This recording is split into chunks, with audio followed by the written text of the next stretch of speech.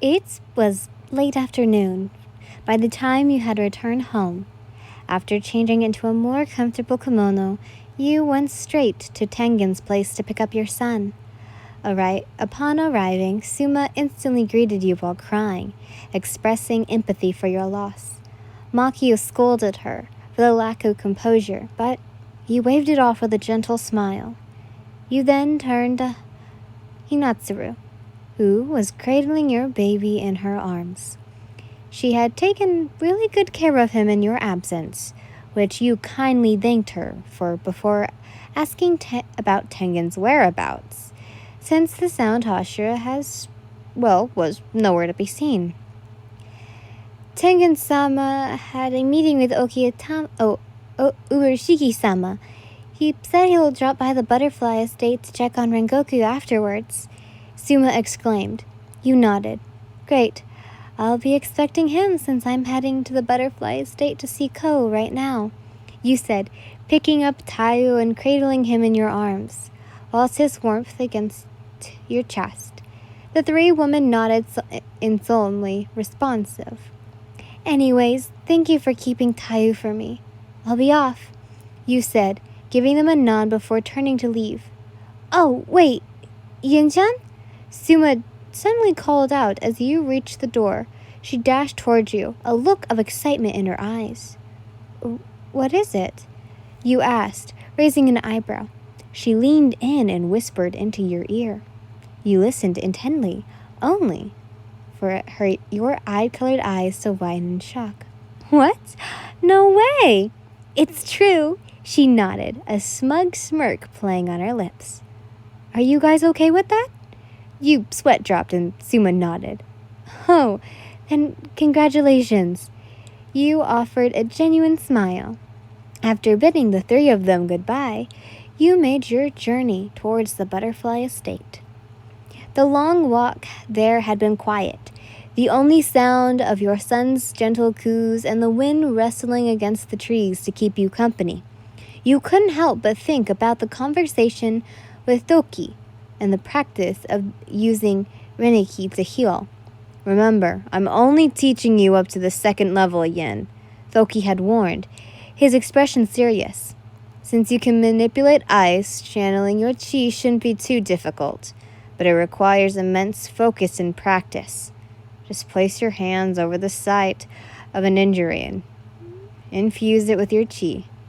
You recalled his teachings as you finally reached the premises of the butterfly estate.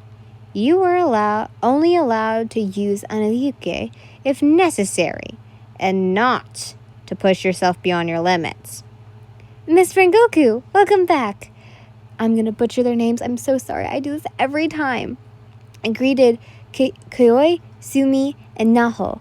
You smiled at the three little girls as they each started asking you about your trip, their eyes sparkling with curiosity. You told them it was fine, which they couldn't help but sympathize with you. Can we get you anything? Asked Koyo. Would you like some sakura tea?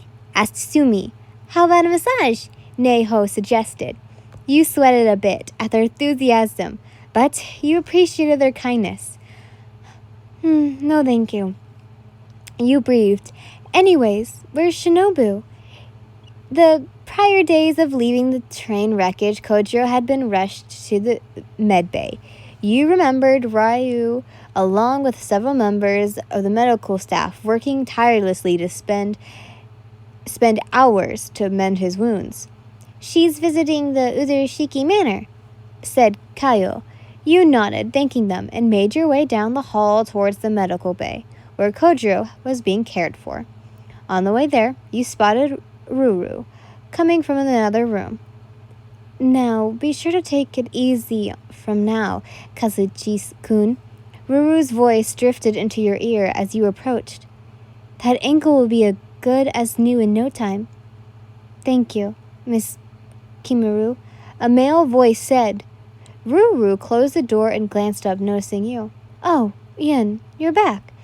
How was the funeral? It was beautiful, you admitted. Your voice tinged with a sweet sorrow. The entire village of Kazuna came to pay their respects. It was a Fitting send-off for her. Ruru nodded, her expression understanding. Happy to hear. So, how's Ko? Has he shown any signs of consciousness? You asked while Teo continued to coo in your arms. Ruru's smile faltered slightly as she replied. Rengoku's still in a deep coma, but his vitals are stable. We're still doing everything we can to ensure his body is getting all the nutrients it needs to recover. Her words, while comforting, didn't evaluate your concern. Any ideas when he'll wake up? Ruru only shrugged. I've got no clue, Yin-chan. Comas are complicating. It could be days, months, or... Her voice trailed off. You knew she didn't want to say it, but the unspoken word hung in the air. You swallowed hard, trying to ignore the fear that was creeping up your spine. You didn't want to think about the possibility of Kojo being trapped in his comatose state infinitely. You refused to lose hope.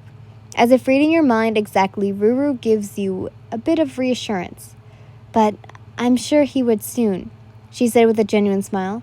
Rengoku is a strong man, after all. He'll come to eventually. Just have faith. Her words confronted you, and you returned the smile. Thanks, Ruru, you whispered. And as if to add a bit of reassurance to his own, Taiyu had to coo more vigorously in your arms, reaching out his tiny hands to touch your cheeks. His hands and babbling seemed to fill the room with warmth and light, briefly dispelling the gloom that had settled there.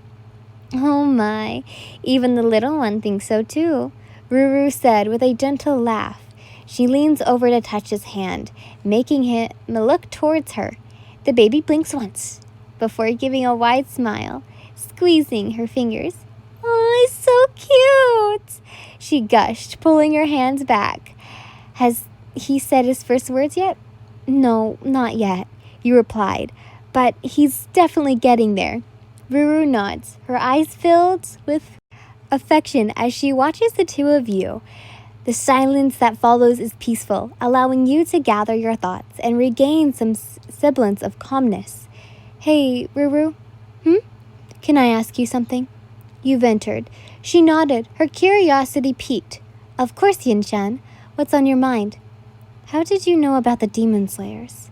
Ruru looked at you, her expression unreadable for a moment before she sighed and began to speak.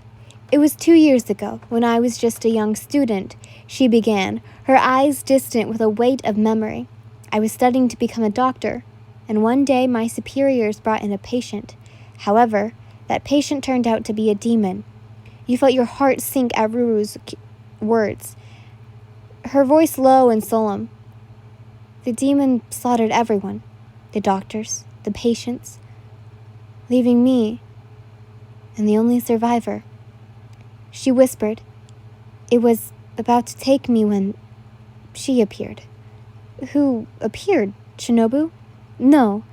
Lady Kane Kocho, the former flower Hashira and Lady Shinobu's late older sister. You gasped, eyes widened with astonishment. You never knew Shinobu had an older sister, and certainly not one who was a Hashira. Wow, I had no idea.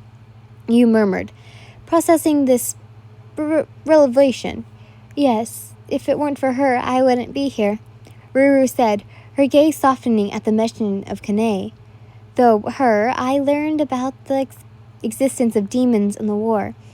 It's then I volunteered my service to the butterfly estate, helping anyone in any way I could. The thought of this was kind. Gentle Ruru facing such horrors made you want to hug her, but all you could do was sympathize with her. I'm so sorry that happened to you, you said softly, your eyes never leaving hers. Don't be, Yin. It made me who I am. I owe my life to the demon slayers. And now, I do what I can to help in return. The conversation took a sober turn as the weight of her past settled between you, but the warmth in her eyes remained standfast. It made you appreciate her even more for the strength and resilience she had. Thank you, Ruru, you said, your voice thick with genuine emotion. No, there's no need to thank me, she said, her cheeks flushing slightly at your praise. I'm just a humble nurse doing my job. But I want to, you insisted. You've done so much. You've delivered my son to taking care of everyone. You're not just a nurse. You're a strong and kind woman. But most importantly, you're a good friend. And for that, I thank you. Ruru's cheeks turned a deeper shade of pink. Her eyes widened with awe. Never had someone thanked her so earnestly before. She felt warmth spread across her chest, a feeling she didn't experience in a long time. She wanted to cry, but she held it in, not wanting to get emotional in front of you. Instead, she smiled and nodded. You're too kind, Lady Rengoku. She then gave a light chuckle. You truly are Rengoku's wife. After bidding Ruru goodbye for the time being, you entered the medbay, your eyes scanning the room until you spotted Kojo's figure, lying still on one of the beds. The sight of him there, bandaged and unconscious, sends a pang of pain through your chest. However, that's quickly overshadowed once you spot Tanjiro laying beside him, his body curled up into a tight ball. The adorable sight of him snuggling against Kojo's unconscious form brought a smile to your face as you approached the bed. An IV bag was attached to Rengoku's right hand, and the clear liquid dripping from his veins to keep him hydrated and nutritious. Both his left eye, which had been damaged, and his chest were wrapped in bandages, but there were no signs of pain etched on his handsome features. You took a moment to admire him before silently placing a hand on his forehead. His skin felt warm and alive under your touch, a stark contrast to the coldness you had felt back at the train wreckage. Kojo's chest rose and fell rhythmically, a comforting sign that he was alive and breathing. You then averted your attention back towards Tanjiro. How long had he been there, you wondered? His breathing was deep and even. His face was relaxed, almost as if he were in a gentle slumber himself. You knew these past 2 weeks had been rough for Tanjiro, especially after the Mugen incident. The compression of strength between the lower moons and the upper moons was immeasurable. Considering a strong Hashira like Kojo was defeated, the upper moons were indeed far stronger than the lower moons. You've learned that from the so-called king of demons, named was Muzan Kibutsuji, and he had 12 demons under his command known as the 12 Kizuki or the 12 moons. And yada yada, you already know everything about them because of the anime. Sorry, I love you so much, Lady Raspberry. You smiled at the picturesque scene before laying down with Taiyo still in your arms until you were hovering over Tanjiro's sleeping form. Want to wake up, Anaki? You cooed to your son. Taiyo giggled, his hands reaching down to grab Tanjiro's green and black checkered hori. He tugged at the fabric, cooing as he did, as if he was saying, "Wakey, wakey." You playfully helped him along, but gently placing a free hand on the teenager's shoulder and giving him a gentle shake. Tanjiro, you called out in a soft voice, careful not to startle him too much. Wake up, sweetie. Tanjiro stirred slightly, his eyes fluttering open, and for a brief moment, there was a flash of confusion before recognition set in. He looked over his shoulder and up at you, and at first, he thought he was looking at a now-woken Kojiro. However, once his vision cleared, he realized it was just you holding Taiyo, and his sleep-ridden expression gradually softened. Oh, hey there, Miss Rengoku. Tanjiro mumbled sleepishly, nodding the sleep out of his eyes with the back of his hand. He sat up slowly, his gaze shifting to the baby in your arms. And you brought Taiyo with you. How have you been here all evening, lying next to Ko? You chuckled, unable to resist the urge to tease the exhausted-looking teenager. Yeah. He admitted sheepishly. I only came to see how he's doing, but, I must have fallen asleep. Granted, you heard through the grapevine that Tanjiro would occasionally seek out of his room and visit Kojiro. Sometimes he would even refuse to leave the Flame Pillar's side unless absolutely necessary. Clearly, a bond between the two was undeniable, and it was clear that the younger Slayer was holding on to hope that his senpai would wake up soon. Sorry, Tanjiro replied as he sat up. He extremely careful not to jostle Kojiro. Don't be, you replied before pulling up a chair with your free hand to sit down next to the bed. He's like a big brother to you, isn't he? You asked with a knowing smile. Tanjiro nodded. Yeah, he is, he said, his voice a whisper. I guess I've just been so worried he won't wake up. He frowned, looking back at the flame-haired man. You sighed, understanding his own pain. I know, you said, reaching for Kojiro's hand, your thumb caressing his knuckle gently. But he's strong, remember? I just know he'll pull through. You like to think that you're a good reader of people, but sometimes the words are just not enough to convey the depth of your own feelings. Kojiro is alive because of Oba-chan's sacrifice. And while you're going through emotions, you know that you need to keep going for your son and for him. As you sit there holding Kojiro's hand and looking at Tanjiro, you realize that maybe that's the case for him too. The poor kid had seen so much and lost so much. It's a wonder he's still sane. Just have faith, you whispered, trying to convince both him and yourself. Tanjiro nodded, hope coursing through his veins at your words. The two of you sat in silence for a moment, the only sound being Taiyu's content cues and his observing the surroundings. It was a stark contrast to the chaos that had engulfed your life not so long ago. Even Taiyu knows that, you said, looking at your baby, who was gawking at his tiny fingers while staring at Tanjiro with curiosity in his eyes. The younger Slayer smiled at the toddler. Indeed, Taiyu was a spitting image of Kojiro, and seeing him eased Tanjiro's mind and heart. The child most certainly reminded him of his younger siblings, which made him feel a sense of home. However, Tanjiro can't help but feel that he'd failed Taiyu for not being able to save his father against Akuza. He still struggled with the guilt of not being able to aid Kojiro from that battle. He had not been so weak. Kojiro would have never ended up the way he did, and Otsu would still be alive. His fist tightened, clenching the fabric of his pants, as the guilt weighed on him. However, his expression did not go unnoticed by you. Is something wrong, Tanjiro? You questioned, as the gentle in your voice was like a snowflake landing on a leaf, but it was piercing the silence like a sharpened sword. No, I'm fine, he lied, but you could see the turmoil against his eyes, the guilt that was eating him away. You're not a fool, as you eyed him instantly. It's then you notice a light bruise on his cheek. What's wrong with your face? At that, he quickly brought a hand up and covered it, his eyes darting away from yours. It's nothing, he muttered, his voice small. I fell during training. Though you wanted to believe him, the way he averted his eyes from yours, and the way his hand covered over his bruise spoke values. You've seen many scrapes, cuts, and bruises in your lifetime, but sometimes it was off, and it didn't look like a simple injury from a fall. Tanjiro, you look as though you've gotten punched in the face. The room grew quiet as the gravity of your words sank in, his hand slipping away from the bruise, revealing a fully to your gaze. He never was good at lying, so he decided to come clean. While you were gone, I got into a fight with Shinjiro-sama, he confessed, his voice small and hesitant. Your eyes immediately widened in shock. He had fought with Kojiro's father? About what? You nearly snapped.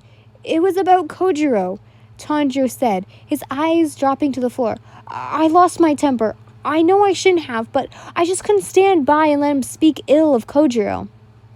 You felt your own anger flare up at the thought of Shinjiro disrespecting his own son, your husband, especially in his current state.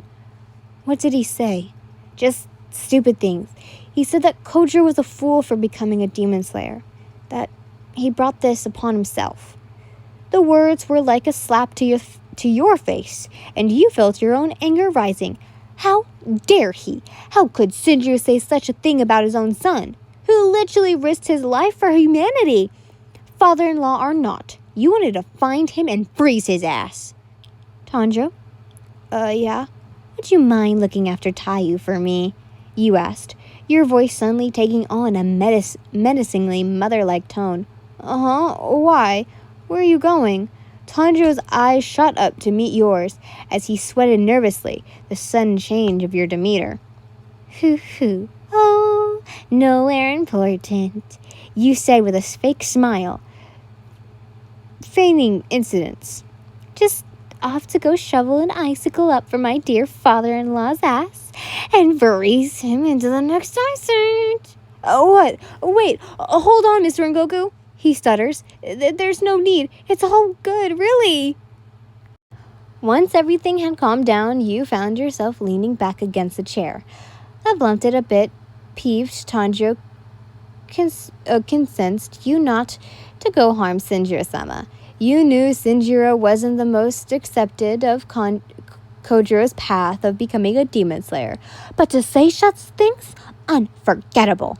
Yes, you felt sorry for the man. His life been nothing but tragic since the death of his wife Ruka. However, that didn't give him the right to take out his own anger on his sons and Tanjiro, regardless of welcoming you into the Rengoku clan and accepting you as his daughter-in-law. It still sickened you how neglected abusive he'd become. First, he failed to show up to your and Kojiro's wedding. Next, he didn't even bother to see Taiyu when he was born. And now this, harshly insulting Kojiro and bullying both Senjiro and Tanjiro. Dirty old man, you thought bitterly through clenched teeth. You could feel the rage bubbling up inside you, threatening to spill over like a cauldron left unwatched on a hot stove. Sinjiro was indeed the definition of a shameful shell of a man, a true inevitable at its vice. Hard to believe that Kojiro's father, a man you were once told loved his family with a fiery passion, one that could reveal, I'm going to butcher this name, Onimishu, the god of love, and now he was probably off somewhere drowning himself in sake. You took a deep breath and closed your eyes, willing yourself to remain calm. You knew you had to keep your own temper in check so as not to accidentally create a snowstorm. You had a child to care for and a comatose husband to stand by. After a while, you noticed how silent Tanjiro had become. His eyes remained glued to the floor, his mind seamlessly racing with thoughts that you could only imagine. Tanjiro, you called out, bringing him back to the present. Are you okay? He looked up, startled. Yeah, I'm okay, he said, though his voice was anything but convincing. You studied him for a moment before flashing a hearty smile. Would you still like to hold Taiyu? Surprise flickered across his face before a gentle smile took its place. He nodded, tentatively holding out his hands, and you carefully held Taiyu out to him. You want to go to Aneki, Taiyu?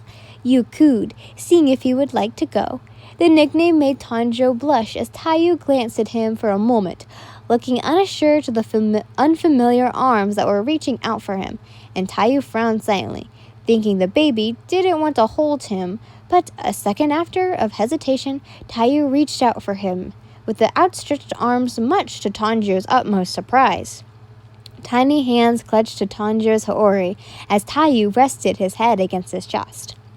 The warmth radiating from the baby boy's body seemed to calm the younger slayer, as you watched the tension in Tanjiro's shoulders ease. His expression softened as he looked down at the child in his arms. Oh wow, Taiyu's so warm. You laughed softly. That's because he's a bundle of love, you said. I like to believe this is the way of telling you not to worry, that it'll be all right, okay? You leaned back in your chair, relaxing now that you weren't holding your baby. You know, you began, your eyes drifting to the window that had vases of flowers, each one a sentimental silent of comfort. Oba-chan, she used to say this hanaku to me when I was feeling down. Tanjiro looked at you, curiosity lightening in his eyes. What is it?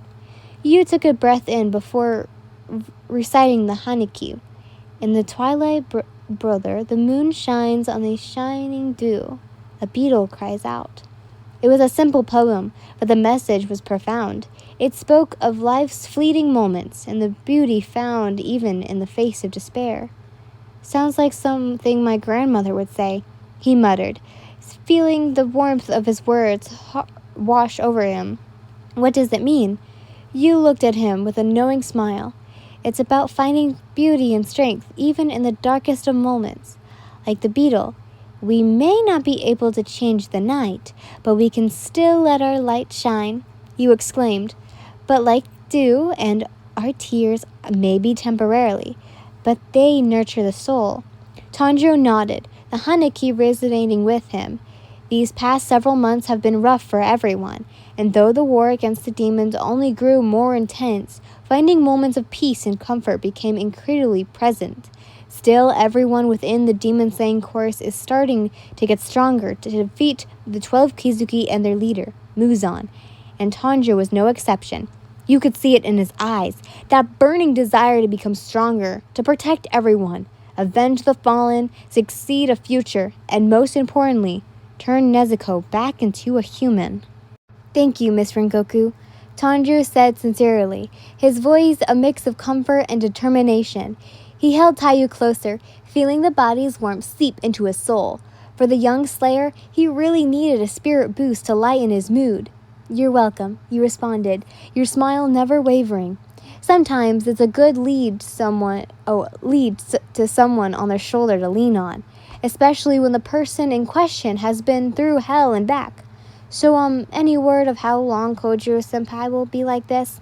He asked, his voice tentativizing. You sighed, your eye-colored eyes glancing at your lover's comatose state. I don't know, Tanjiro, you admitted. Ruru's done all she can do. She said comas are complicating. It could take days, weeks, or even months before he can wake up. All we have to do is pray and hope for the best. Granted, coming back from the dead isn't something that happens often, but in this world of demons, the unthinkable could become a reality.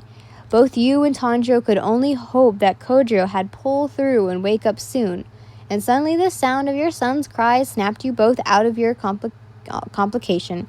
Tanjiro glanced down at him, his eyes wide with concern. What's wrong, Taiyu? You looked down at your baby, who was now pouting, his fists balled up into tiny little fists as he wailed. You knew that cry. He was hungry. I think it's time for his feeding and a nap, you said with a chuckle. Tanjiro handed the baby back towards you, his cheeks flustered slightly. Oh, okay, I'll leave you to it, he muttered, standing up from the bed and stretching out his legs. Would it be okay if I came to visit you tomorrow? You nodded, smiling warmly. Of course, sweetie. I'm going to be staying the night anyways. Tanjiro nodded, gracefully before he made his way out of the room, leaving you, Kojiro, and your crying son. You adjusted Taiyu in your arms before loosening your kimono to feed him. His cries grew softer as he latched onto your... his little body relaxing against yours as he fed. You sighed. The gentle sounds of him was calming to you, then averting your gaze back towards your husband. The rays from the evening sun shining through the window, casting a warmth glow across the room, bathed Kojiro's face in a soft glow. Even in a coma, he still looks beautiful, you think to yourself, feeling the warmth spread through your chest as you watched him breathe. Ko, you muttered, your eyes never leaving his face as you cradled your baby. You felt a tang of longing and pain in your heart, just aching to hear his voice, to feel his warmth. And you hadn't forgotten the name of the demon you wanted to kill that had wounded your lover. Akaza, the Upper Moon 3. You swear to God you're going to make that motherfucker pay and show him the next full extent of your icy wrath. But for now, you needed to focus on Kojiro and his recovery.